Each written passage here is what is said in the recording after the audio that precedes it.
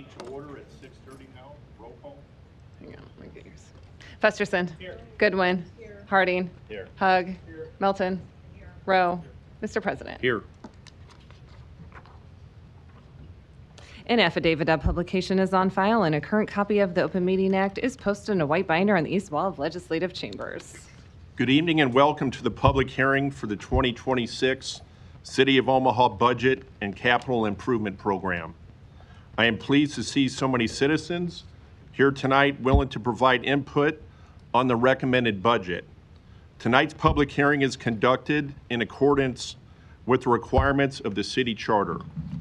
To make tonight's proceedings as efficient as possible, we will follow procedures that have worked well in the past. I will ask the city clerk, Elizabeth Butler, to describe the procedures for tonight's public hearing. Thank you. You must sign up to speak. Forms are available on the table outside of chambers or the city clerk's desk. Please submit completed forms to city clerk staff. The council president will call you to the podium. We ask that you speak for no more than 3 minutes. The light at the podium will turn yellow when you have 1 minute remaining in your time. Please summarize your comments at that point. When the light turns red, your time has expired. Please note that your comments must be on the budget or capital improvement program. Please submit written comments to the city clerk. They will be made part of the record. Council members welcome your calls and emails if you wish to discuss issues in greater detail.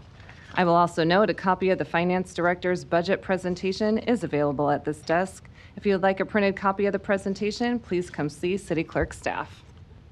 After this public hearing, the budget review process continues. Council members will consider your input as we continue to review the recommended budget. We are scheduled to vote on the budget at our regular council meeting on Tuesday, August 26 at 2 p.m.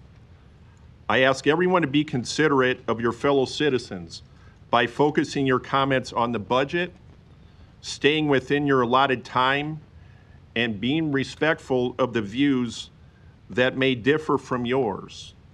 In addition, I ask that you please turn off or silence your cell phones at this time. We will commence with the first speaker.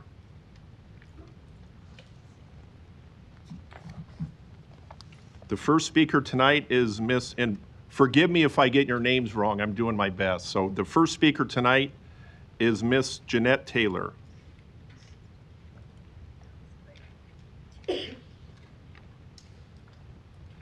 And you're a proponent, I will add. Good evening. Yes, proponent.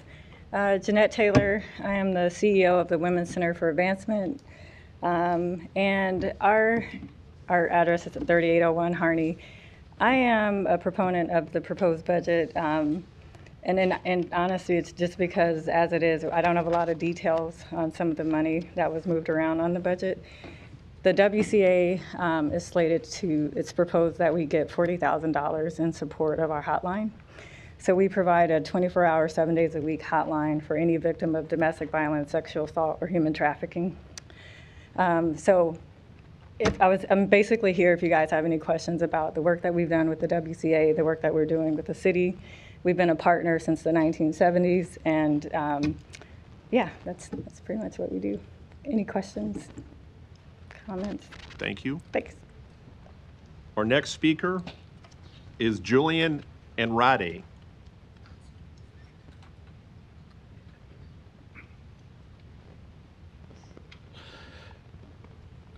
Good evening. Julian Andrade, Executive Director with Police Athletics for Community Engagement. Address for our company is 5105 South 37th Street. That's at Christie Heights in South Omaha. I'm a proponent. Wanted to come voice my support for the proposed budget. As a proposed recipient of this program, allows us to help fund our program personnel. This last year, we had 1,700 unique athletes that participated in our programs: soccer, basketball, baseball, mountain biking, taekwondo. We have flag football coming up. That number in 2025 is already up above 1,700 unique participants. Total registration, so we do have kids that do multiple sports, going to be around 3,500 to 4,000. Proposal goal for 2026 is well above 4,000 athletes. So none of that would be possible without the continued support from the city, growth in different areas of the community, as well as addition of different sports and programs. So again, just wanted to voice support for the budget. Thank you. Any Thank you. questions for myself? Oh, cool. Thank you. Thanks for all the work you do. Our next speaker is Alan Siebert.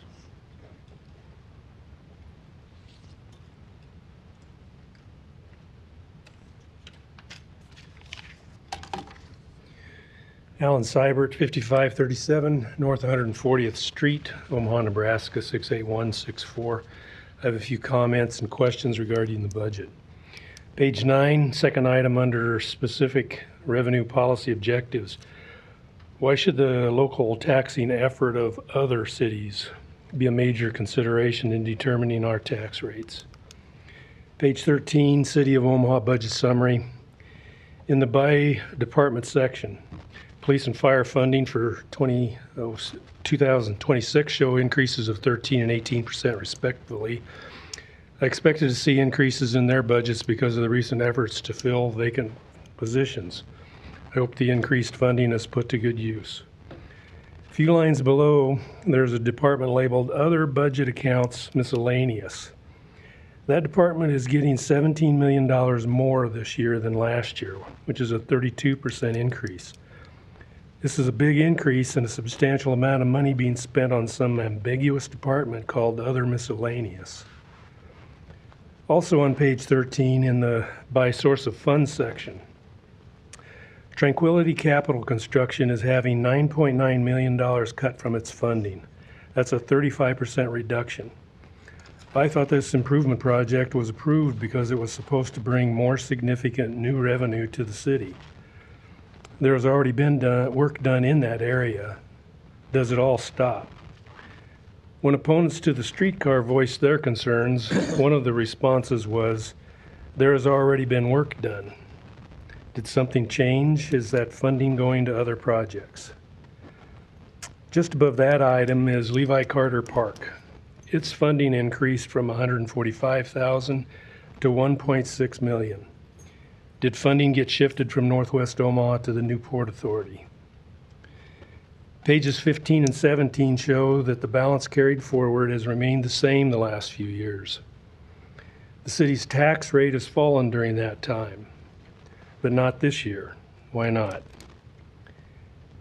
I couldn't find the county assessor's valuation certification page, but I see on page 131 that the 2025 growth value used in the calculations on the 2026 property tax request form is 0. Growth is usually around 1.4%. Are you really expecting us to believe that you think there was no increase in city valuation attributable to growth? So in other words, the property tax revenue is only coming from existing structures, that there was no new construction added to the tax rolls in 2025. I don't believe that. The property tax request amount at the bottom of that page agrees with other pages in the budget. Your time is up, sir. Your 3 minutes is up. Thank you. Thank you. Our next speaker is Luis Jimenez.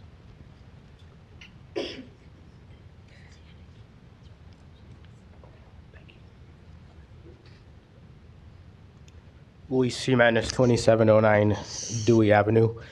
When we talk about the Climate Action and Resiliency Plan, we need to acknowledge a shift in reality.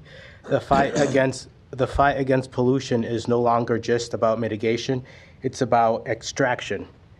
For decades, humans have been releasing millions of metric tons of pollutants into the environment. The damage is cumulative, and mitigation alone is not enough. When funding for the cap becomes available, we must be ready to embrace it fully, not as an optional project, but as a necessary transformation for the city's future. That requires a change of heart and attitude from leadership. This is about building a healthier, more resilient city for our residents now and generations to come. On another point regarding the proposed police headquarters, if it's to be built downtown, I urge you to consider making it primarily an administrative facility. Operational and community-facing functions can be better located in places where they are more accessible to the neighborhoods they serve. So if we think about headquarters as administrative, then the combined police and fire headquarters becomes it becomes more sensible. This budget should also prioritize the departments that directly engage the public and help shape the city's future. The planning department, parks, and the law department, among others.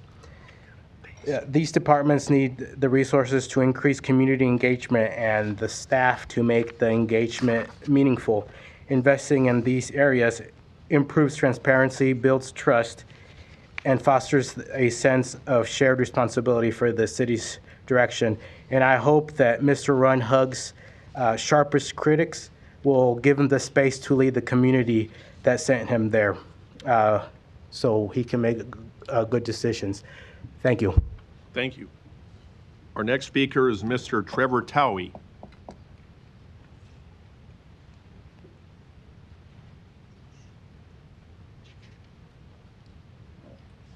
Thank you, Mr. President, members of the council. I'm Trevor Towie. I'm the president, Omaha Professional Firefighters, 6005 Grover Street. I'm a proponent of this budget mainly because I'm extremely pleased on the investment that's being provided for firefighter cancer and health screenings. As you're aware, the firefighters are exposed to significant carcinogens over their career. Investing in their health is no doubt going to save lives. It's going to keep firefighters healthy. It's going to extend their careers and allow them to do what they do best, keeping Omaha citizens safe. So I want to thank Mayor Ewing and Chief Bossman for including that in this budget, and thank you for your support. I also want to take this time, although I remain a proponent of the budget, I want to bring to your attention what's missing from the budget, and in that it's additional staffing. You've heard me say this before. We had a similar discussion last year about this time regarding our staffing, and since that time, our additional call volume has went up 7.5%. Our staffing has increased 2.7%. And that staffing is really because we were fortunate enough to get a SAFER grant last year that provided 18 additional firefighters. Had we not gotten that, it'd been status quo. Our call volumes go up 5% every year, and the fact is our staffing has increased 5%, a little over 5% total in the last 10 years. So I'm hoping to get some investment in the budget at some point to address that concern. We recently added an annexation package in Northwest Omaha. That included 800 homes, over 800 homes, and 3,500 residents. But we didn't add any additional firefighters to provide that service to them. And it's truly a public safety issue. As we grow as a city, as we grow, as our call volume continues to rise, we need the firefighters to be able to respond effectively and efficiently. And I'm not just talking about response. I'm talking about we need more training officers. We need more fire investigators. We need more fire inspectors. And so what I'm asking of you is, I know we've applied for another SAFER grant for this year.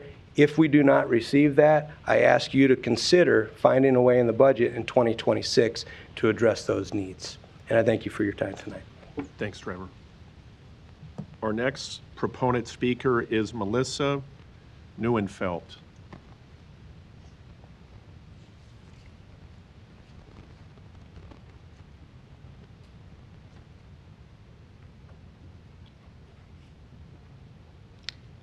Good evening, Council President Festerson, members of the City Council, and fellow community members. My name is Melissa Neuenfeld. My address is 540 North 77th Circle, Omaha, Nebraska. I'm a registered nurse, and I am the sole and paid employee of Heal Omaha Street Medicine. I am here today to advocate for the mayor's recommendation to allocate $216,000 in city funding to our organization.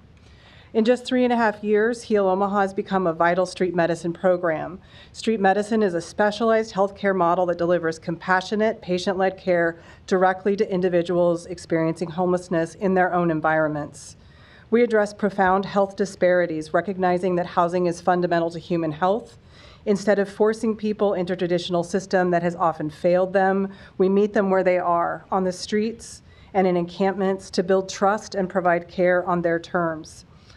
We work in close coordination and alignment with the City of Omaha Homeless Services Coordinator, as well as Threshold COC's Collective Impact Housing-Focused Street Outreach Team, and we accept referrals exclusively from these partners. Our incredible team of nearly 100 dedicated volunteers, including physicians, nurses, and students from both Creighton and UNMC, will provide over $1 million worth of in-kind labor to our community this year. We work as a backpack-based team 3 days a week, providing direct medical care, case management, and advocacy. And our support comes from a broad base of community donors, including Common Spirit, CHI, the William and Ruth Scott Family Foundation, and the Logier Foundation. This funding is a strategic investment in public health and a key component of Omaha's plan to end homelessness. Our work reduces the burden on city services by proactively managing chronic conditions and providing preventative care before a crisis.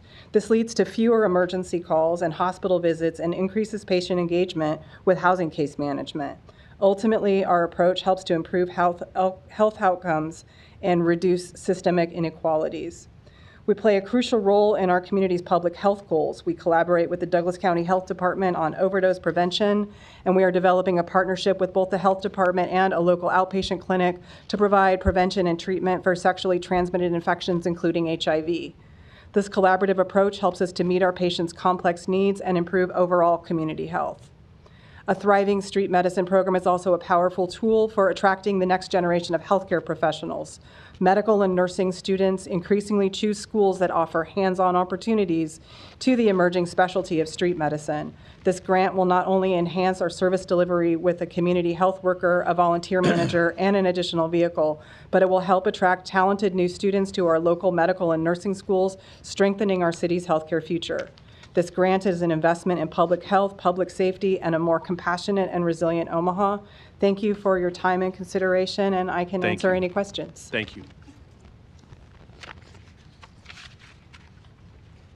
Our next proponent for the evening is Mr. John Worley.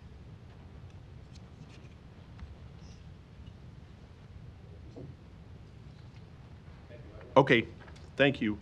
Our next proponent is Mr. Paul Feilman.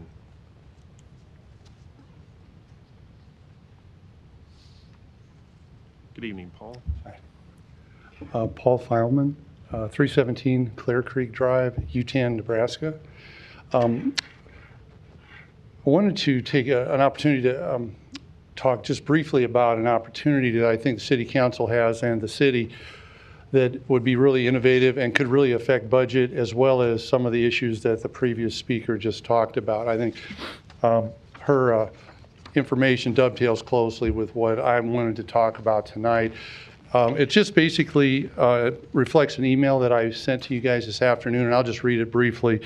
As a retired mental health professional, I currently see a unique opportunity for the Omaha Douglas County to bring multiple mental health service providers, EMT services, and law enforcement organizations together to explore a new and innovative approach to community mental health crisis response services.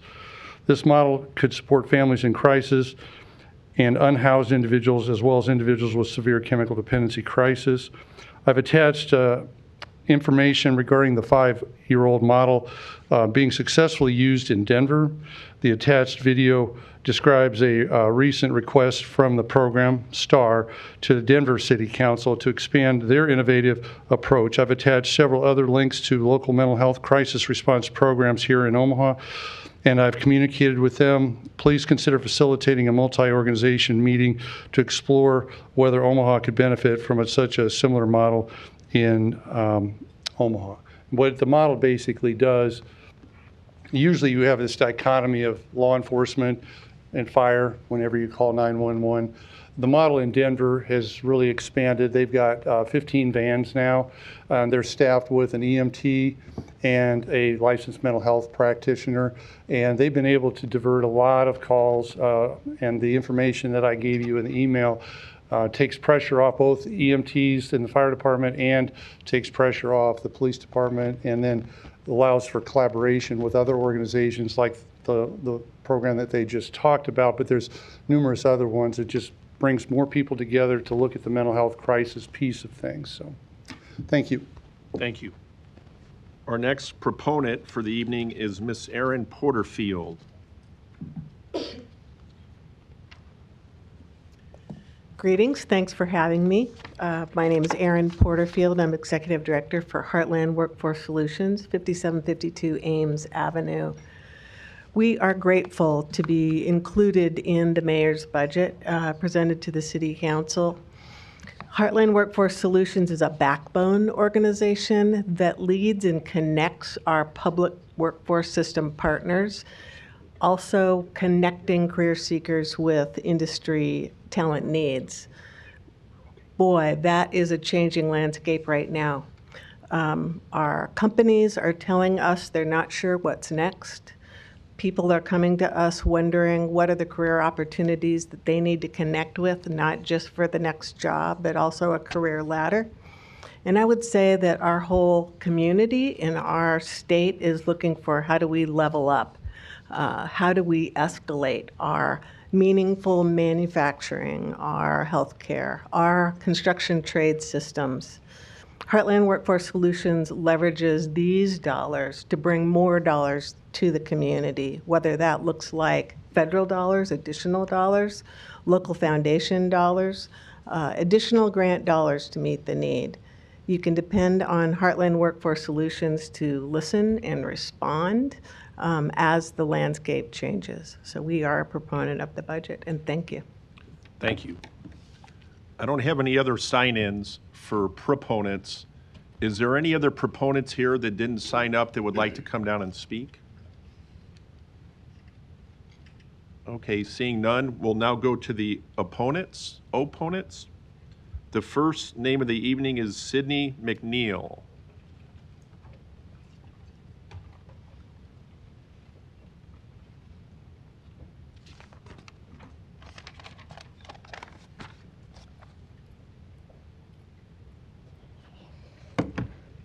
Hello, my name is Sydney McNeil and I reside at 350 North 35th Street, Apartment 6. I currently work in public education, and to be clear, I came here as a private citizen. My views are my own, but I do believe my career has given me a unique perspective as to what is needed in our city. And in my 9-year career serving thousands of students, I have worked with students from all walks of life. I've spent my own money making sure students have school supplies and food, and I've laid awake at night worrying about them.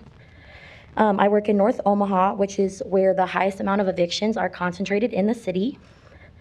And if I'm being honest, working in education has discouraged me from speaking up on local politics, but I'm here to talk about people, not politics. And my students are the best people I know. They are funny and kind and loyal and creative, and they deserve better. I want to live in an Omaha where I can sleep at night knowing that my students also have somewhere to sleep at night. Where I don't have to make sure students are being bullied because they don't have access to deodorant or somewhere to shower. Where students' education aren't disrupted by having to move several times within one school year. Where my students can focus on learning instead of survival. Where students feel like they matter just as much as kids from any other part of town. And right now they don't feel that way. They feel discarded and neglected. And this was before the current federal administration started taking away programs that their families rely on. The police does not need an increase in funding. We need to pour funding into programs that support affordable housing. In particular, the Right to Counsel law provides a fighting chance to some of our most vulnerable populations. We need to start building local safety nets to make sure everyone has access to basic necessities. I moved to Omaha in 2017 and I love this city. It feels like home more than anywhere else I have ever lived. And I am proud of it, but I would be a lot prouder if I knew everyone had access to adequate nutrition and housing. We cannot make Omaha better by leaving some people behind. The money to provide affordable housing is here, but it's up to you to use it. Thank you. Thank you. Our next opponent is Emma Scheel.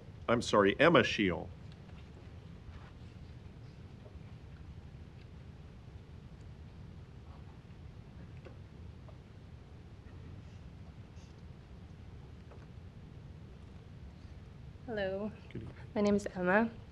I work as a diabetes educator, and part of my job is to ask patients about the barriers that they're facing that's keeping them from controlling their health or taking care of their health.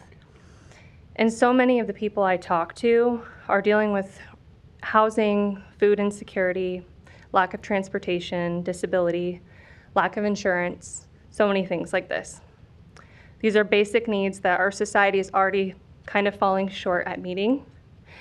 And it's just going to get worse with the recently approved cuts at the federal level to critical programs like SNAP and Medicaid. Of course, there's a role of the state government too in making up the deficit from all these cuts. But I think we also need to be thinking about that at the local level more than we are now. So I'm asking you to think creatively about these problems, look around the country and see cities that are tackling these problems, and really challenge the status quo if that's what it takes. I wish I could spend this time talking about my passions and dreams for this city, like protected bike lanes and public transportation and mixed-use neighborhoods, community spaces. But unfortunately, having to focus this testimony on asking you to help our neighbors afford food and roofs over their heads. We need to ask ourselves, is this budget doing enough? And I currently don't think it is. Thank you. Thank you. Emma, could you please give us your address for the record? Sorry I didn't get that from you. 1524 Cumming Street. Thank you. Thank you. Our next opponent is Myra Johnson. I might have got your first name wrong. Forgive me. You did. Sorry. My name's Mariah Johnson. My address is 3030 North 60th Street, for the record. I'm just coming today as a private citizen who's really concerned about this budget and really the budget that lacks data-driven decision-making. And so I assume that you all are also rational people who like to make data-driven decisions and like to make decisions that make sense. If you're not, then there's really no purpose for you to hold the seat that you have. And so the data-driven truth is that investing in root causes of crime like education, employment, and mental health services is proven and has an actual correlation to reducing crime and is more effective at reducing crime than increased policing. We know that when youth have access to education, job opportunities, they are less likely to become involved in criminal activity. Cities that have invested in these areas are seeing remarkable results. For example, Chicago has a summer jobs program that led to a 33% decrease in violent crime arrests among participants. And Baltimore's group violence reduction strategy, which blends community support with law enforcement, resulted in a 34% drop in non-fatal shootings, which we did not see in the budget for police funding. So here in Omaha, we've actually seen a decrease in crime, 21% fewer violent crimes in 2024, even in the midst of a police staffing shortage, which furthers the point that there's no correlation between increased policing and crime rates, right? So we know now that the real drivers of crime are a lack of investment in our community, and we have not prioritized funding for public spaces, youth programs, mental health services, and instead we have relied on a reactive system that only addresses the symptoms of crime rather than its root causes. I think it's time to rethink our approach, and is why you should also oppose this budget. We need to invest in what works. We need programs that are for the youth and for our people that give them job training, that increase education, increase mentorship, and have safe spaces for the community where people can go, where youth can go to do something with their time. These are the investments that create lasting safety for Omaha. Not to mention, this police department fails in many ways, and when they do fail, there's a severe lack of accountability and transparency, and I don't think you reward that with more money and more officers. And so just, this past year alone, we've seen many people lost: Stephen Phipps Jr., Cameron Ford, Janidi Ibrahim, and Edward Henry. And these lives were stolen from us. And so I don't think that the police need more money from a data perspective, from a logical perspective, and they certainly haven't proven that they're effective at their jobs either. Thank you. Thank you, Mariah. Our next opponent speaker is Melissa Palendo.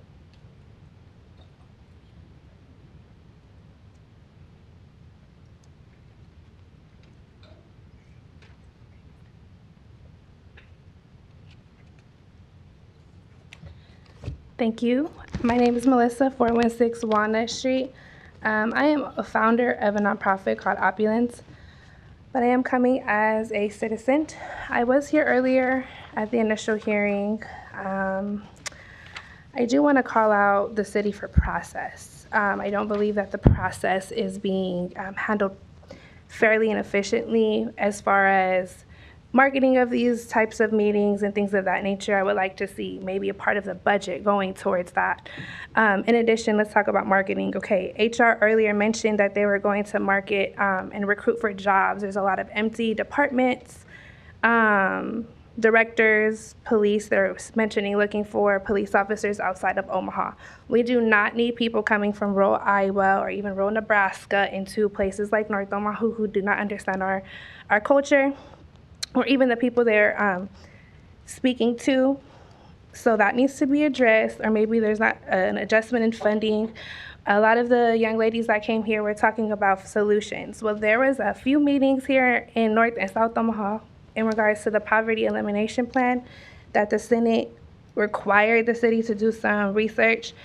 I would love to know the numbers of attendance in those meetings because everyone who went had ideas.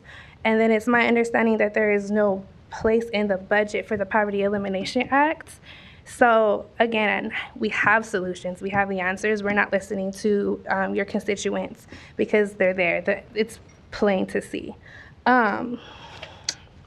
So that's kind of like your marketing. We have the You Make Omaha going on. I actually was part of that and I bowed out of it because they're putting a lot of money into marketing, people getting involved in the planning department, people getting involved, and you want the city and the citizens to be involved. I don't trust that you guys are going to listen because historically you have not. So I decided to not be a part of the We Make Omaha committee. Let's talk about the restorative justice program. Currently, it is only for misdemeanors, and it is a part-time position that I believe needs to be addressed. We can have more people figuring out how to get out of the system before they turn those misdemeanors into felonies. And then those restorative justice programs aren't there for juveniles and for people with felonies, which I think also needs to be addressed. We should put some funding into a juvenile restorative justice program because the purpose of juvenile detention centers is restorative justice. So we don't have any funding for that. I understand the difference between Douglas County and the city, but that also needs to be maybe some money put into how we're going to figure that out. Just read an article about the Board of Mental Health having civil rights issues and not allowing a whistleblower to continue to go to the board meetings. That trickles into poverty, not getting people's cases looked at. Your time has expired. Thank you. Thank you very much. Thank you. Our next opponent is Portia Hall.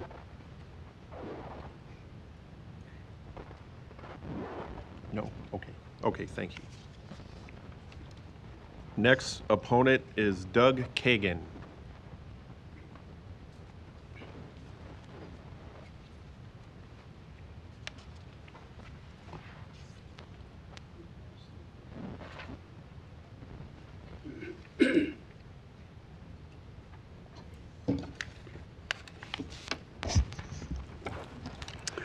Good evening. Doug Kagan, 416 South 130th Street, representing Nebraska Taxpayers for Freedom. We consider this budget an affront and insult to taxpayers. The overall budget demonstrates a trajectory that will increase our property tax load because of a spike in new city employees, expansion of present services, and projections of future planned projects. There is no evidence of comprehensive, serious budget cutting. Instead, the budget admits to seeking new or expanded revenues to balance the budget. Although the budget would retain the current property tax levy rate, 5.8% valuation increases will hike property taxes. The city, unfortunately, does not vigorously attempt to collect delinquent taxes, placing additional pressure on the tax levy. Spending for city operations would increase by 5.6%, yet the Midwest Urban Consumer Price Index for the 12 months ending in June 2025 rose by only 2.7%. City government should not become involved in the affordable housing, which is really taxpayer-subsidized housing business. Initially spending $20 million on this effort from federal pandemic funds. For the comprehensive 20-year city plan and investments in affordable housing, seed money would come, the mayor and his team said, from the sale of bonds repaid by anticipated TIF revenue tied to the streetcar project. However, if TIF funds do not materialize, taxpayers will pay. The latest report from the Nebraska Revenue Department revealed 4% of Omaha property taxes already diverted by TIF grants, the difference paid by taxpayers. Private landlords could provide such housing services if the city would eliminate burdensome regulations placed on them in recent years. The city budget includes $242 million for new parking garages. The city does not need to build new parking garages or take responsibility for surface parking facilities, and it is questionable if they will make a profit. Again, this obligation belongs to private companies with whom the city should not compete. The Parking and Mobility Fund includes a listing of over $108,000 salary for a streetcar operations manager, despite residents assured that no taxpayer dollars would be used. The budget no longer explains in footnotes, as formally done, the large increase or decrease in expenditures. Anticipated comprehensive expenditures for climate action plan, anti-poverty plan, and homelessness will put pressure on property taxes. These projected expenditures, we believe, may jeopardize completion of current projects like the Tranquility Park project. Increased funding to improve street construction, maintenance, and repair are wasting taxpayer dollars unless the city requires construction companies to guarantee their work for longer periods. Doug, your and time abide has by expired. stricter city. Thank you. Thank you. Our next opponent is Isabella Manhart.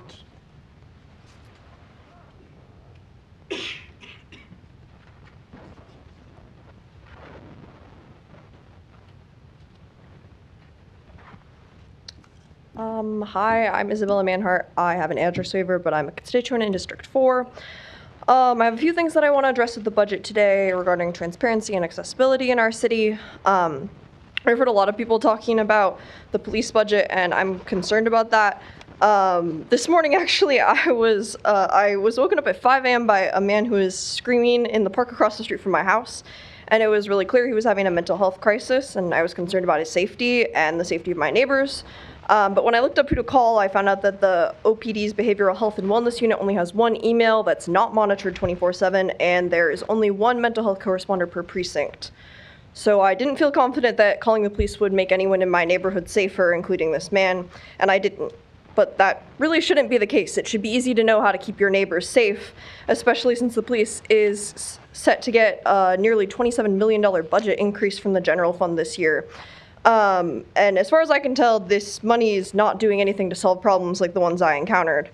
Now, I'm a full-time college student, I have a part-time job, and there's not really an accessible way for me to learn about this budget. I combed through it as best I could, but I have other things going on, and so does everyone else here.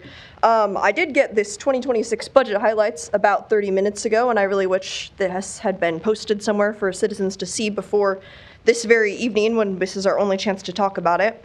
I would really like to see more communication on the city about how our money is being spent and more people being involved in a participatory budget process. I don't think that the police should be getting more money. It hasn't proven that they can do more good things with it in the past, but if the chief of police's office can get $10 million more, I'm pretty sure that they could hire more mental health co-responders for each precinct and staff a 24/7 mental health responder line. A 13% increase in funding for any department should be something that's clearly explained to people. It's a significant amount of taxpayer money, and there should be accountability mechanisms in place to ensure the money is being used responsibly to support our community. And I just don't see that happening here. To that end, the city needs to fund better communication about the budget and other city processes.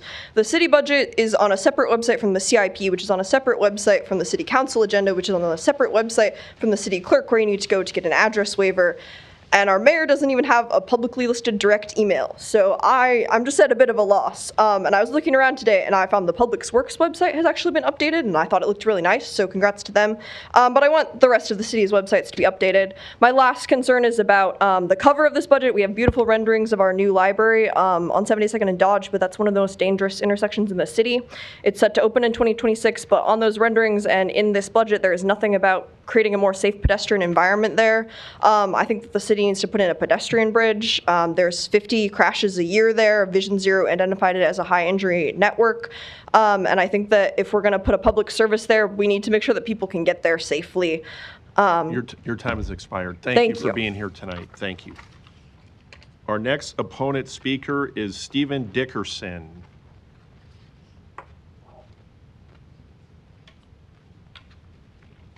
Good evening, council members. Stephen Dickerson, 5214 Cass Street. I'm a resident of Pete Festerson's district. I'm here tonight to respectfully oppose this budget. I've been here before, and I like this budget more than previous budgets, but I still just have a few concerns regarding the funding. This year, the general fund increases by $29,607,744. Across all departments, the average increase is 4.51%. But with that, the Parks Department only increases by 0.46%, which I think is not enough. I'm acknowledging that that's still an increase, and I know that Mayor Ewing, the Parks Department, you, and others are going to focus on the funding gap in the future and the new master plan and all different things we've got going on with parks, which is great. But I think that if we don't increase parks funding now, we risk letting them become unmaintained, and I'm scared about that because these are parks I grew up in. These are the fields we played in. These are the grass I've seen kids roll in. These are trails that I walk nearly every day with my dog, and I see so many people using them. Also, they're a reliable third space for our youth, which is really important as well as we see more of those start to disappear. So I just want to know that this budget does focus on that. And right now, I think that the slight increase doesn't really show that it's the highest priority.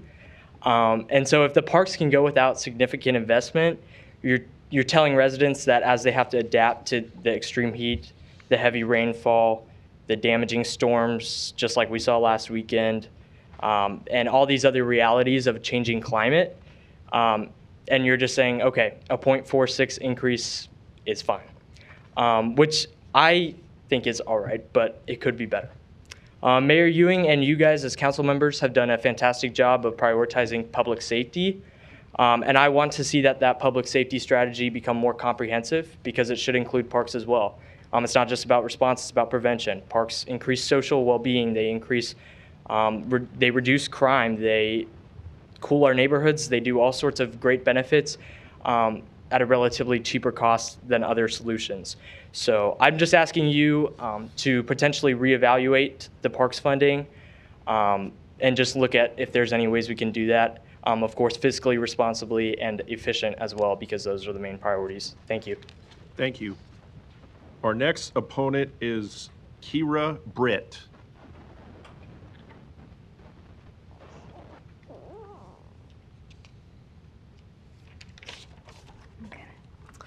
Hi, my name is Kira Britt. I got my address waived, but I live in District 1.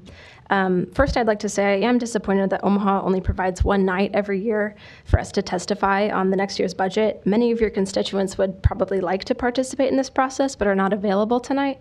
And other cities do a much better job than Omaha of providing multiple opportunities for people to voice their concerns and ideas on the city budget. So whatever you guys can do in your role as city councilors to make this process more more accessible to your constituents, I do urge you to do so. One issue I see with the general fund is the fact that the Omaha Police Department makes up over 1/3 of this proposed budget. But similarly sized cities do not allocate that much money to their police departments. Minneapolis, for example, it has a fairly similar population size as us, but it's like over twice as has over twice the population density as us. And they only spend 9.5% of their budget on police. So I would like to know, is this really necessary for us to prioritize the police this much? I think we've seen that police do not prevent crime as much as they react to it, and they do so usually with racism, violence, and escalation. I've emailed you all some graphs from the Nebraska Crime Commission's report on racial profiling in police traffic stops in 2024. And Basically, the graph at the top shows just the racial disparities in the 2024, well, in the last 4 years of traffic stops made by the Omaha Police Department. And you can see that the amount of black people who are pulled over in traffic stops, it's way higher than their population. So there's a huge disparity there. And same for American Indians and Alaskan Natives.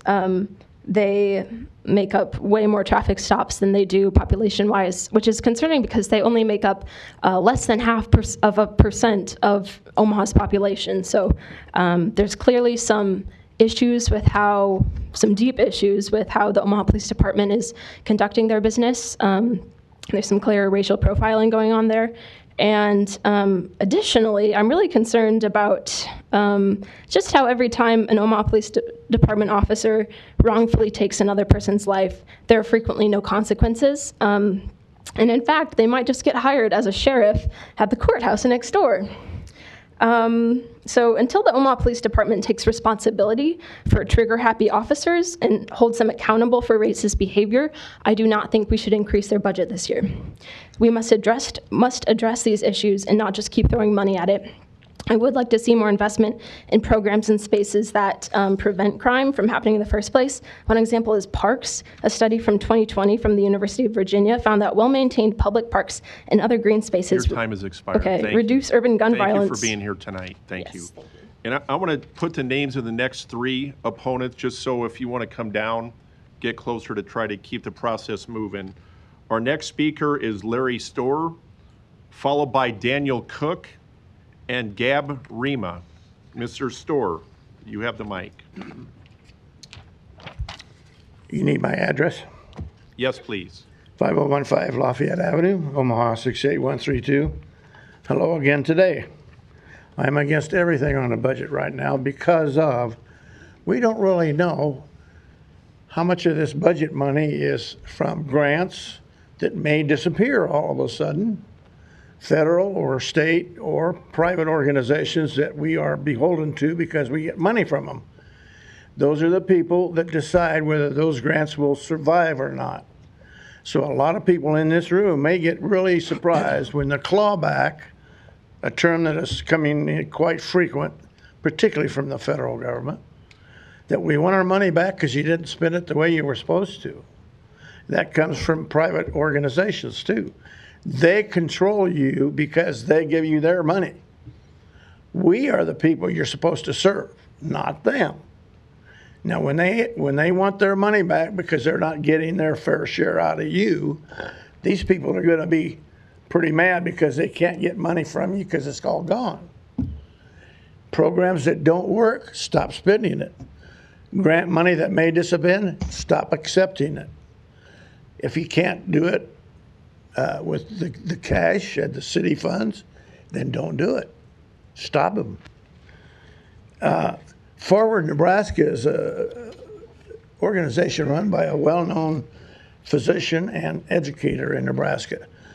I submitted for your public record an article by her about that topic. Please put it into the record word for word, not just that I spoke. If I don't, I sent it to you for that purpose. And one other item too in regards to the Open Meetings Act. Excuse me 1 second. There's the federal dollars, there's the ARPA dollars that everybody was running to get. There's the private donations like Sherwood Foundation and a lot of other 501c3s that come down here in line asking for money, and they have a program that's supposed to work.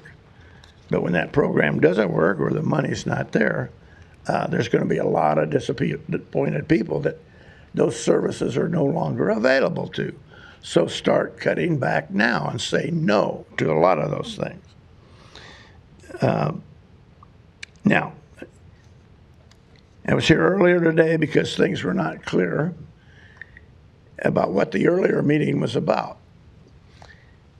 I sometime not too far back challenged the Douglas County Attorney to go to the City Council and clarify that that special meeting in the morning, which was called a pre-council meeting, was actually an open meeting.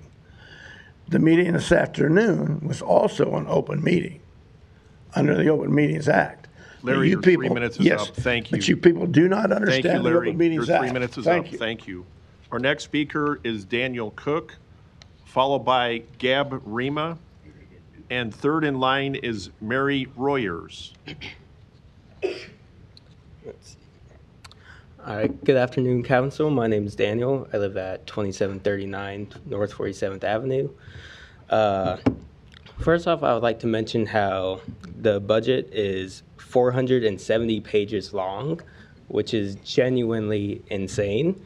It was released less than a month ago, and with me working full-time, I go to school part-time, there is not enough time for us to read and understand everything that's on there. But one thing I did see is that you wanted to give OPD what seemed like over $13 million increase. And like, what are they gonna do with that much money? Do they have a plan for all this?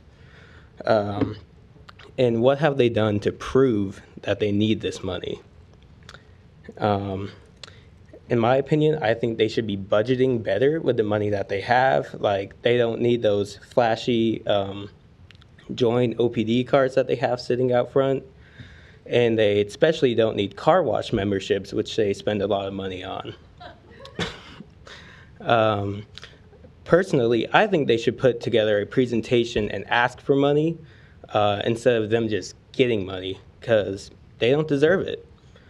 I think someone said crime is down in Omaha a lot this year, which proves that they don't need more money. All they need is to be active with the community, and that will help us a lot more than just overspending on them. Thank you. That's all I have. Thank you. Our next speaker is Gab Ruma. Hi, my name is Gab Rima, and I've had my address requirement waived, but I live in City Council District 4. It's one of my hopes for Omaha that our city government becomes more accessible to the people, while other neighboring major Midwestern cities like Chicago and Minneapolis have more participatory budget processes featuring easy-to-read graphics and pamphlets, numerous town halls, focus groups hosted by government leaders, and fresh, modern websites. We have this, which is one council meeting 3 weeks after the budget is released.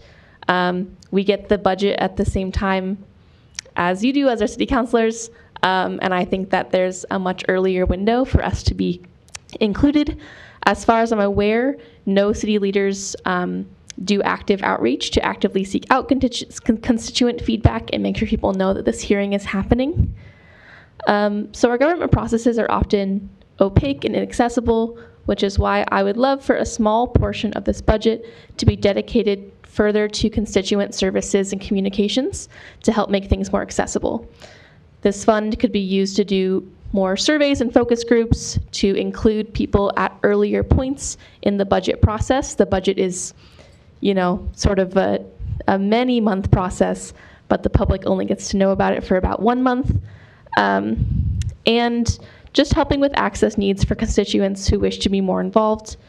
This could include facilitating council district news web pages, more updated city web pages, and things like that.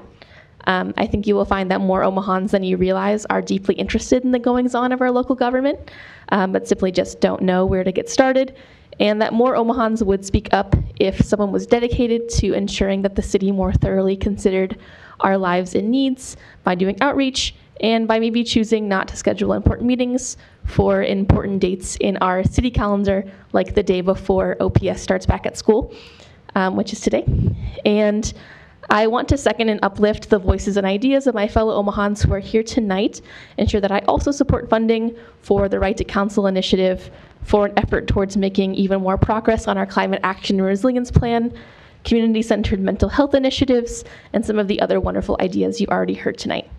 I hope you will consider our proposals, and I believe that Omaha deserves a more transparent and accessible government, and I hope that the mayor and the council agree. Thank you. Thank you, Ms. Rima. Our next speaker is Mary Rogers, followed by Christine Kramer, And third in the queue is Jaden Perkins. Good evening. Yeah. Hi, my name is Mary Royers. I have had my address requirement waived, but I do live in District 2. Before I start, just because of the limited time, please take a moment to take a look at the printouts that I have provided with more specific data on the topic I will be speaking on. Omaha is a growing city. We have become a metro of over 1 million residents, and we've been named, as you well know, by Forbes as the best city to move to in America, right in the heart of the Midwest.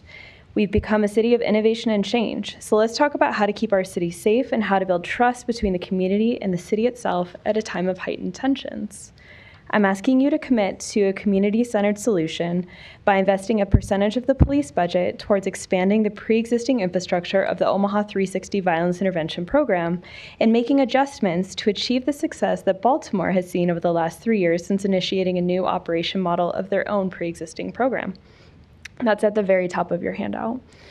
As a result of their changes, violence has been reduced by a whopping 40% and continues to drop each year. Their model focuses on victim services, hospital-based intervention, community outreach, mediation and violence intervention, job training, and keeping illegal firearms off the streets to keep our neighbors safe. It weaves a tapestry of local partnerships that not only prevent property theft and violence, but in doing so, build a sense of safety and trust that Omaha so desperately needs between the citizens and their crime prevention programs going into the next year. Thank you so much for your time. Thank you. Christine Kramer is our next speaker. Hello, my name is Christine Kramer. I have submitted an address waiver form, but I reside in District 3. I'm here today to urge the council to prioritize additional funding for addressing food insecurity in Omaha. Section 10108 of the HR 1 bill, the Alien SNAP eligibility, targets some of the most vulnerable members of our community, including refugees, asylees, victims of trafficking and torture, and other humanitarian entrants, making them ineligible for SNAP benefits. The Congressional Budget Office estimates the provision alone will remove grocery assistance for roughly 250,000 people nationwide, individuals who hold lawful humanitarian status and would otherwise qualify. In the past 3 years, Omaha has welcomed an estimated 3,000 refugees into our city, our highest number in history. Many of these families are large households with 6, 8, or even 10 members. Eliminating SNAP will push them into deeper food insecurity. We currently don't know exactly how many refugee families will lose benefits. When a neighbor of mine requested data from DHHS, they quoted us at $31,000 just for the report, with an estimated due date of February 2027. This is an unacceptable cost and delay that prevents us from acting proactively. The city budget mentions food insecurity only Ms. once. Kramer, I'm sorry, we got to confirm, Madam Clerk. I don't think the address waiver was approved. Okay, I never received if it was like denied or approved. I sent an email. I never received an email. Can you give your email or give your address? I would prefer not to. That's why I submitted the waiver. Can I just eliminate my unit number? Is that fine? Address. Okay. 2315 Harney Street, apartment 304. Thank you, and we'll make sure you get the time made up that you missed there. Sorry to Okay. interrupt you. Thank you. Okay, thank you. Take your time. Get back to where you were. Perfect. Okay. The city budget mentions food insecurity only once, stating that a portion of the Omaha Restaurant Week proceeds will go to the Food Bank of the Heartland. But between ICE raids and individuals losing their work authorizations, which are taking longer than normal to renew currently, Nebraska's agricultural sector is already experiencing worsening food insecurity. According to the Food Bank of the Heartland, federal cuts have already led to a reduction of 515,000 meals in Nebraska, and the demand at food banks will only continue to rise. I urge this council to increase funding for the Food Bank of the Heartland, All People's Pantry in Hanscom Park, and Heart Ministry. If we do not act now, more families will face the impossible choice between rent and food, driving up evictions, homelessness, and poverty across Omaha. Food should not be a privilege, but a basic human right. Thank you. Thank you. Thank you. Our next speaker is Jaden Perkins, followed by Cheryl Weston and Marissa Valencillo. All right. Good evening, council members. My name is Jaden Perkins. I'm at 3325 Riverview Boulevard, coming to you as a concerned citizen today, speaking to you about the proposed 6.6% increase in the Omaha police budget for 2026. This draft budget would fund 113 new officers, additional cruisers, and equipment, locking in decades of salary and pension costs before we better invested in higher impact and data-driven alternatives. Omaha already devotes a large share of its general fund to policing. Nationwide, cities spend an average of 19% on their budgets on police, yet there's little correlation between higher spending and lower crime. Peer cities of our size, like Springfield, Missouri, and Charleston, South Carolina, still struggle with safety despite robust police budgets. Many 911 calls in Omaha involve mental health crisis, homelessness, or traffic issues. Yet armed officers aren't always the safest or most effective first responders in these nonviolent emergencies. Cities across the country have shown how to reallocate police funds without compromising safety. In Eugene, Oregon, the CAHOOTS program has diverted 20% of 911 calls to unarmed crisis teams, which saves the city over $9 million a year. Denver's STAR program has handled 1,400 mental health calls in its first year with 0 arrests at roughly a third of the cost of the police response. In Camden, New Jersey, shifting resources into community policing and youth programs has driven a 42% drop in violent crime over 7 years. And also in Austin, Texas, they have redirected about $20 million from sworn positions to supportive housing, mental health responders, and violence prevention initiatives. By reallocating just 10% of the Omaha Police Department proposed budget, which would be about $3 million for the next year, we could launch a mobile crisis response unit modeled on CAHOOTS and STAR, fund youth employment and grassroots mentorship programs all year round, reinstate the public safety auditor, and invest in more affordable housing, poverty elimination programs, jobs programs, and more initiatives that help poor and working class people. These strategies yield clear returns. Crisis calls cost between $150 and $300 versus $600+ for a police dispatch. And for every $1 invested in violence interruption saves about $18 in avoided medical and criminal justice expenses.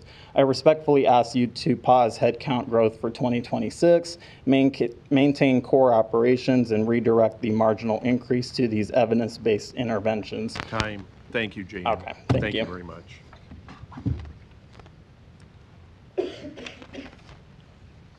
Ms. Weston is up, followed by Marissa Valencillo and Lynn Mills to follow.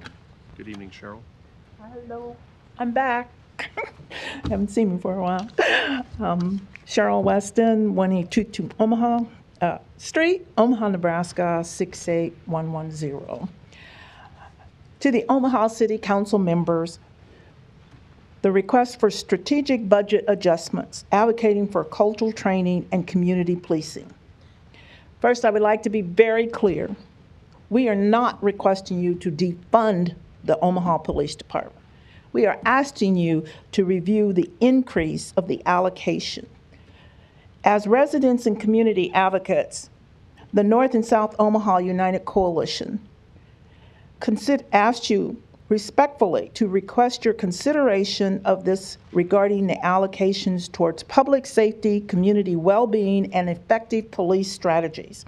As our city continues to make strides in crime reduction, success owed to both law enforcement and the engaged communities they serve, it is crucial to reflect on the most effective ways to maintain and further this positive trajectory. With crime rates going downward, we urge the council to critically evaluate whether the current proposal for additional police hires is the most judicious use of public funds.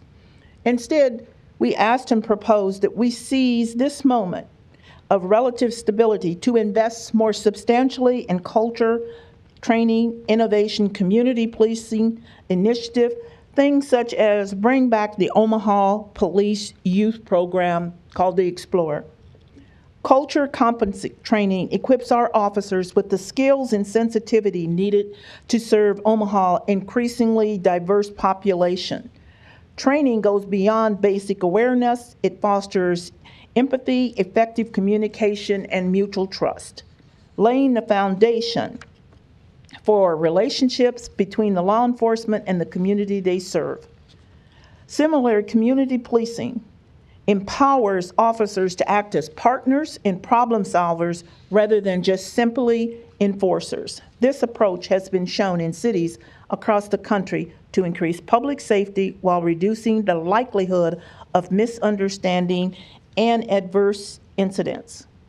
Given that the decrease in crime rates, it only stands as reason that our policing strategy should shift from expansion to enhancement, allocating more of the budget to ongoing education, cultural awareness, and collaborative initiatives. This is not only prudent financial decision, but also a proactive measure to ensure that Omaha remains a city where all residents feel secure and respected. Thank you for your service in considering this appeal. With this information, diverting some funds from the new hires to comprehensive training, relation building Time has programs. expired. Thank you, Cheryl. No problem. Thank you. Thank you.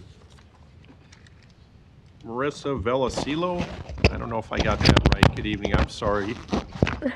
Hi everyone, my name is Marissa Vallecillo, residing in 2100 Douglas Street, and I am a community organizer here on behalf of Youth Elect to oppose the proposed budget. Youth Elect is basically a space for young people to build their collective power and advocate for a number of local issues here in Omaha. At Youth Elect, we recognize the importance of public participation, as well as our relationships with City Council leadership. That is why I'm here today to provide feedback on expected funds that are going towards programs for youth in Omaha. First, the city is still receiving a grant for the Youth Violence Prevention Program, which pays for police equipment to harm our youth, and it also pays for overtime pay for police to surveillance us. We find that this program should not be categorized as a youth program, as our community has called out the police on multiple occasions for using force as a tactic to harm communities of color. We understand that some of the intervention programs are effective through U-Turn and Omaha 360, but buying more weapons should not be an effort within the same program. The root cause of harm has and always will be poverty, and until we recognize that, we will continue to be faced with the same problems. We instead need to fund mentoring, mental health, homelessness, food programs, especially right now when a lot of our federal and state funds are being cut in half. The second thing we find troubling is that there is no funding in the budget for the youth, for the Young Professionals Advisory Board, the Millennial Advisory Committee, and the Youth Advisory Commission that were signed by Ewing on his first few days in office. The city has a history of introducing great initiatives and getting the public excited about them, only for them not to be funded in the first place. If this new administration wants to prioritize youth the way they say they do, I ask that you please look for funding and add that to the 2026 budget. Youth are innovative and great collaborators. We could get a lot of our answers answered if we just let youth in and let them take leadership roles within the city. We urge our city council to vote no today and begin to take a deeper look into the kinds of investments that our budget needs and reflects, especially around youth. Thank you. Thank you. You said your name so much better and beautifully. Thank you. Thank you. Our next speaker is Lynn Mills, followed by Stephen Matthews, and then Clarice Dembach. Good evening. Hello, my name is Lynn Mills. I live at 3509 California Street. Mr. Bagley, I live in your district.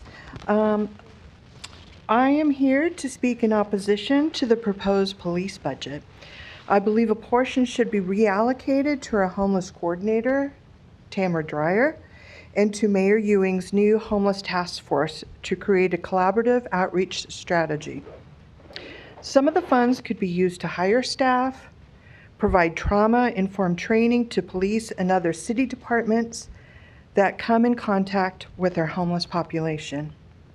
I believe this reallocation of funds would allow us to better meet the needs and address problems faced by our homeless community, as well as lessen the burden on police to deal in something they are not trained in.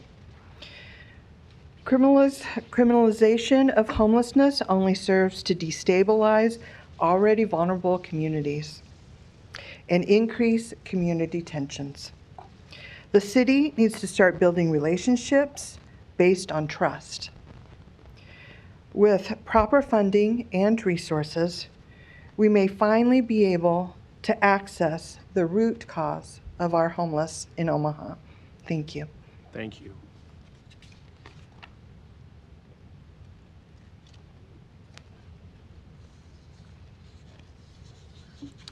Hi, Stephen Matthews, 3803 Seward Street.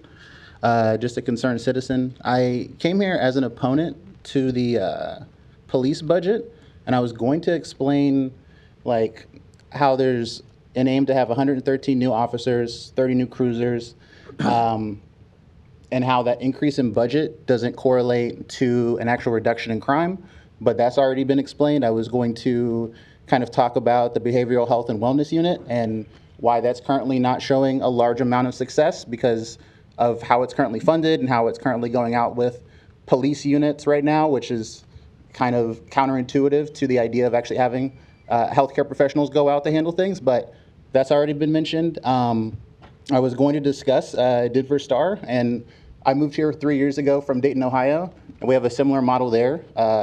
It's called the Mediation Response Unit, where we actually have people go out, but that's already been kind of explained.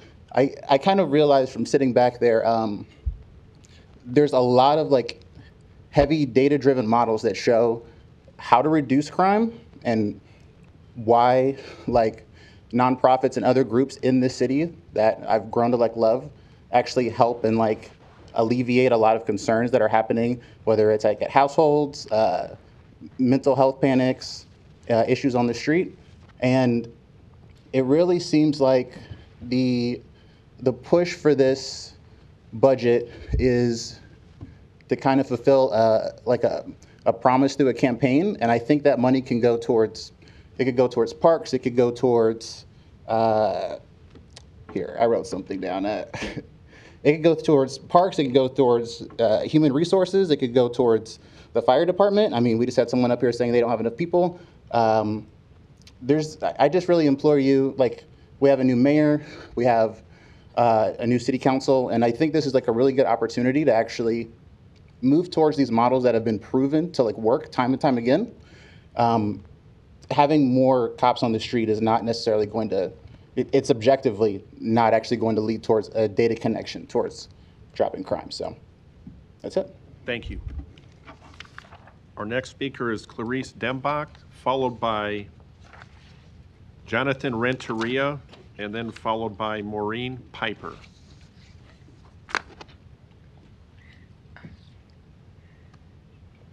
Get to my, all right. Good evening, Clarice Dombeck, 901 Farnham Street. So, again, my name is Clarice Dombeck, and I'm the senior campaign organizer for the Redress Movement. And the Redress Movement is a nonprofit housing organization that organizes in partnership with local communities in 4 metro areas, including Omaha, to repair the harm caused by intentional policies that segregate our communities. I'm here speaking to you because I think most of us believe that everyone deserves a safe place to live, regardless of their race, zip code, or what lawful income they use to pay for it. I want our city budget to reflect that shared value. Many of you know that 2 years ago, local reporting uncovered increasing and unnecessary evictions at the Omaha Housing Authority. Over 400 OHA households faced evictions in 2023, many over small dollar debts that ballooned due to legal fees slapped on them by the Housing Authority. In a number of cases, OHA failed to use existing federal guidelines designed to help keep the lowest income residents in their homes. Meanwhile, many tenants also reported deteriorating conditions and pest infestations in their buildings. With this budget, the City of Omaha has an opportunity to create some oversight for the Omaha Housing Authority and ensure their residents have access to an attorney to protect them from these unnecessary evictions. Programs like this, known as Right to Counsel, are a win for everyone and have been spreading across the country in the past decade. The County Health Rankings has awarded Right to Counsel programs their highest rankings for their scientific support and potential to decrease disparities. They offer dignity and accountability to residents, reduce evictions and homelessness, and save us all money in the long term.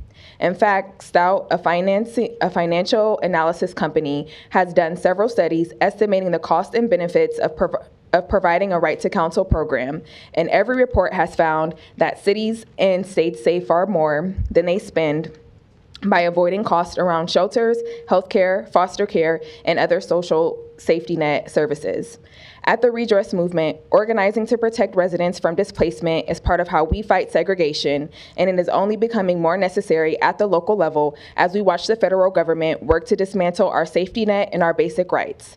I hope you all will join us in this effort and fund this essential program in the next budget so we can begin to live our values that everyone deserves a safe place to call home. And I did send each of you council members an email with further details on this program, and I look forward to discussing it with you all. Thank you. Thank you.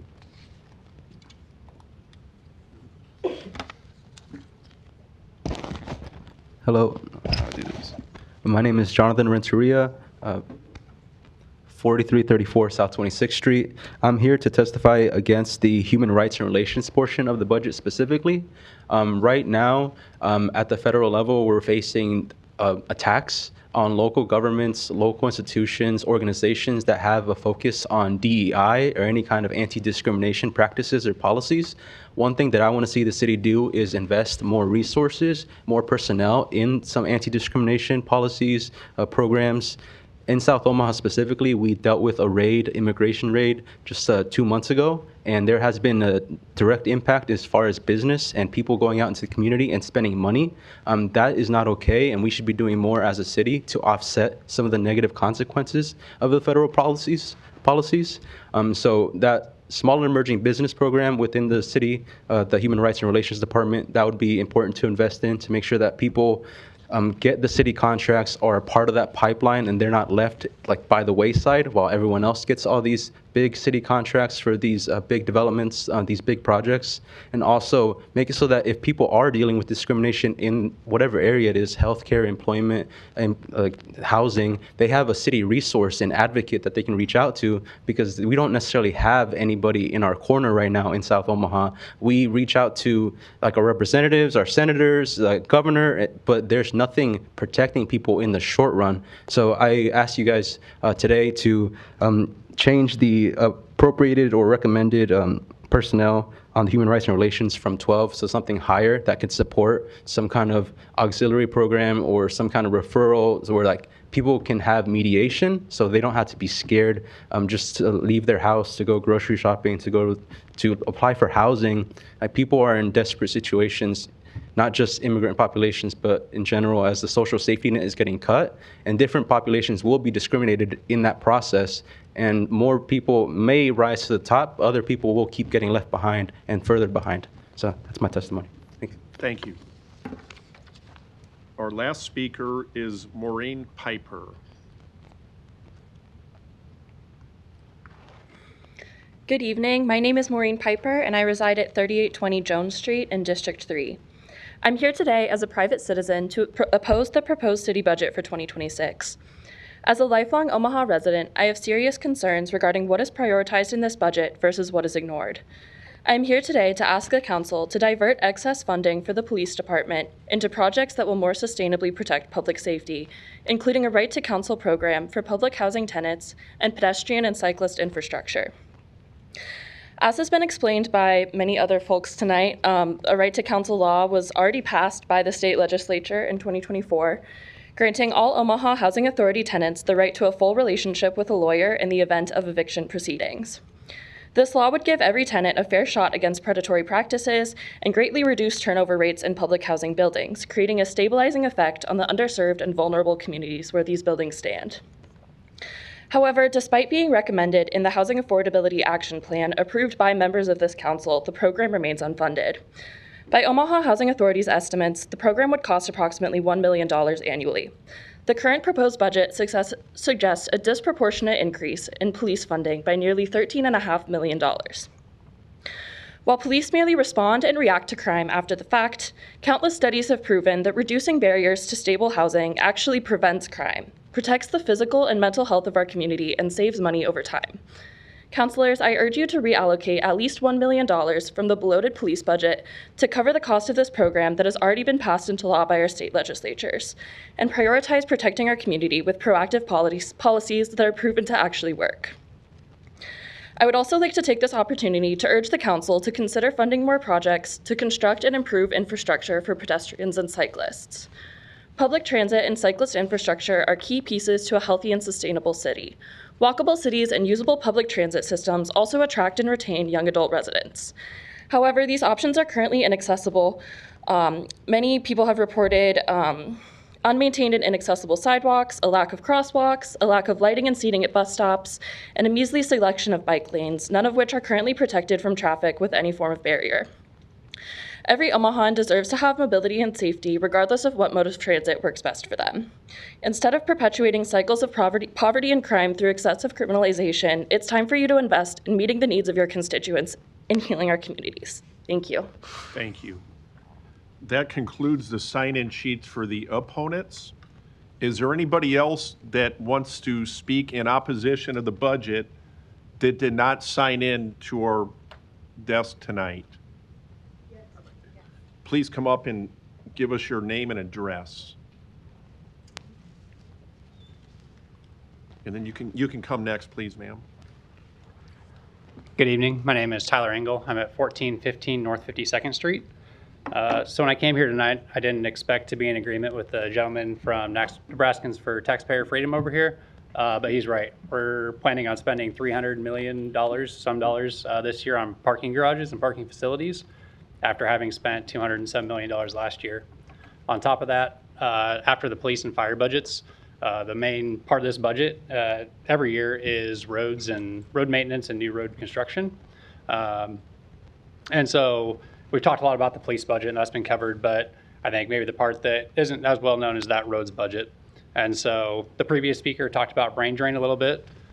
Probably about every year I see some article or some leader in the city discussing brain drain, particularly among young people leaving the city, and propose some sort of solutions to why that's happening and how we can fix it. But the piece that's not talked a lot about is that multimodal transit, dense walkable neighborhoods, which are in short supply here, and when they are, they're expensive.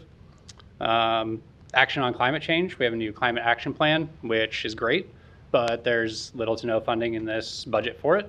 One piece of that in particular is bike lanes. There's a goal of 100 new miles of bike lanes in the next 10 years, and this budget has no funding for any of those. We need to build 10 miles a year if you do the math. And just generally, we lag woefully behind other peer cities and cities that these people are moving to in these types of options that young people want, in addition to high-paying quality jobs. Again, the gentleman talking about property taxes, if we were able to reform that part of the roads budget, which we can't really do in the short term just because we have decades of sort of backlog already, but if we can start chipping away at that, that provides an opportunity to potentially reduce property taxes over time if we can reduce spending. And so I realize like money's not unlimited and we have to make choices, but I'd like to see those like more consciously made. It seems like the roads, the police, the fire are sort of no questions asked when those ask for money come up, but other things, there's a kind of we don't have money for that. How are we going to fund that? And so maybe we have a more conscious choice of like where we want to spend our money. And so what I'm asking is if we can start spending money on those bike lanes, can we spend money on transit, building those dense walkable neighborhoods that'll keep people around? And then also part of the Climate Action Fund is to remove parking minimums. I don't know what that costs to start doing the process for writing up those ordinances and getting that passed through this council, but that would also be a stepping stone towards spending less money on parking, car-oriented transit, or car-oriented infrastructure that would potentially bring those bills down over time. Thank you.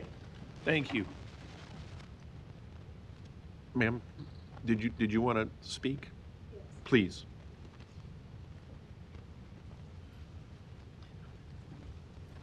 Hello, Brinker. Hello, Pete. Hello, Amy. My name is Kanetta Wainwright.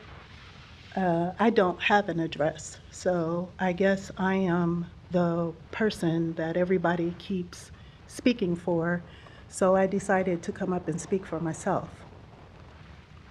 No one mentioned that in 2009, there was 1,000 people that came out to the city council budget. So it's not a matter of if you market it, it's what people decide is important to them. And the overflow was done downstairs and outside on the sidewalk. So people come out when it is important to them. No one addressed the restaurant tax is 8.4% of revenue that could go to some of the programs. No one addressed significantly TIF or some of the LIHTC programs that are meant to help neighborhoods and increase affordable housing, which it does not. Instead, you have some people who will purchase properties for $1, put a garden box that never gets tended to for $1, and buy a whole block for less than $10, yet I can't buy a piece of property, a parcel, for $1 and put a 10 on it. I can't build a home on it. But that person can, and then they can be slumlords and not take care of their properties, but there's no accountability, and they do not have to pay taxes for 15 years. So let's address those issues, and let's target where we need to so that people that would like property tax reform can have it, and those who need additional housing can have it, but the way it was intended under the McKinney-Vento Act, which is now Hearth. The continuum of care here had received closer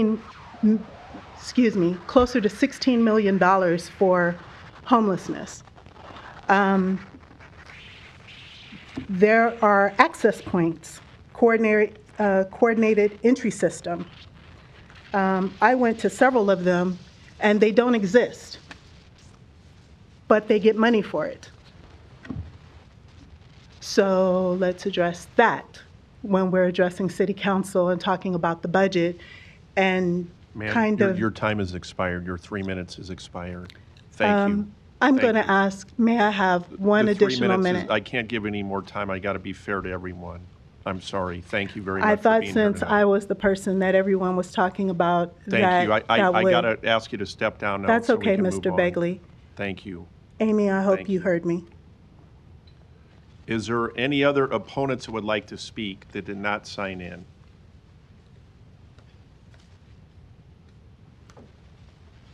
My name is Danielle Rohr. My address is 7405 Rogers Road. This is Lena. It's her first city council meeting. I want to thank the previous speaker for her courage in speaking about her lived experiences and the fact that we as a city have failed to take better action to protect those in our community who are forced out of their homes. Over the last several years, we've seen numerous apartment complexes and housing complexes that have been completely destroyed because of the greed of some of our landlords who have treated them as nothing more than profit. We see an increase in homelessness. I've seen the encampments close to my own neighborhood. And we don't do enough to support our communities. We aren't doing enough to support that, but we always have more money to fund the police. We always have more money to fund methods to incarcerate people. And we aren't funding the community needs. We aren't funding better housing options. We aren't funding the people who actually need it. I have been an attorney for 10 years in the public sector. I, once upon a time, was a guardian and conservator for folks experiencing serious mental illness. I stood in a street while I watched police corner a man having a mental health breakdown because they didn't have co-responders.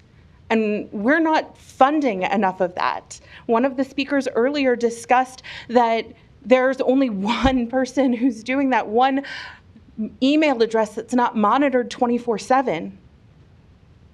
But we can afford to pay for how many new cruisers, how many new officers, and not the individuals who will actually show up to support our community and support the people in need.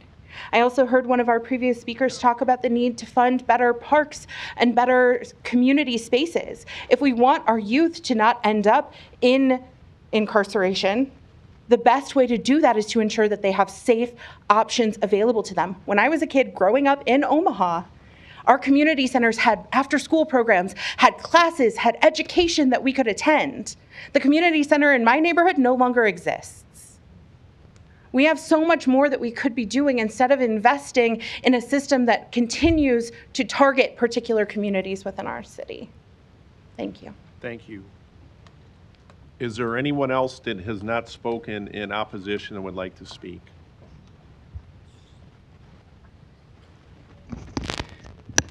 Hello, my name is Brian Neely. I live in District 2, Lavanya Goodwin's district, 2022 North 24th Street. I oppose the budget for a lot of the things that everyone else was saying, but specifically just infrastructure and I think lack of support with the youth and public transportation. So I work with youth. Historically, Omaha is very segregated, and when you look at a map, there are places in Omaha that have more access to things than others, and I think that the city could do more with making sure that there's the same job opportunity in underserved neighborhoods than in areas that may be a little more privileged. And I think we should make sure that we're not just pointing that off to big-time developers, because I know someone personally in my life that was working, lived in a area around downtown that was lower class, and they got evicted because they were taking down the apartment to make it into, a luxury apartment or whatever it may be. So I just want to talk about how we should make sure that we're actually investing in communities and revitalizing them and not gentrifying them. And then also, I know this is not in the budget. I know that OPS and OMetro are not considered a part of Omaha City's budget, but I think that we should consider pouring money into OPS and Omaha's public transportation because, again, access and resource is what's going to help the youth and underserved communities thrive and stay on a path that helps them feel like they're successful. As someone that relied on public transportation and lived near downtown, I felt like I had a lot to benefit from in my area, and I think that not supporting public transportation and not supporting OPS is setting up not only kids for failure, but also just Omaha in general. Omaha is a growing city. We can't keep spending money on car infrastructure.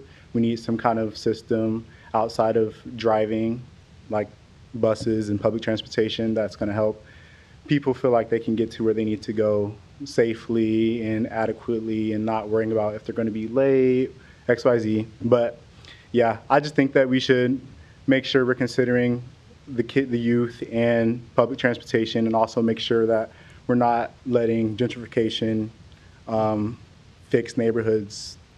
But yeah, that's all I have to say, really. So, thank you. Thank you very much. Thank you. Is there any other opponents?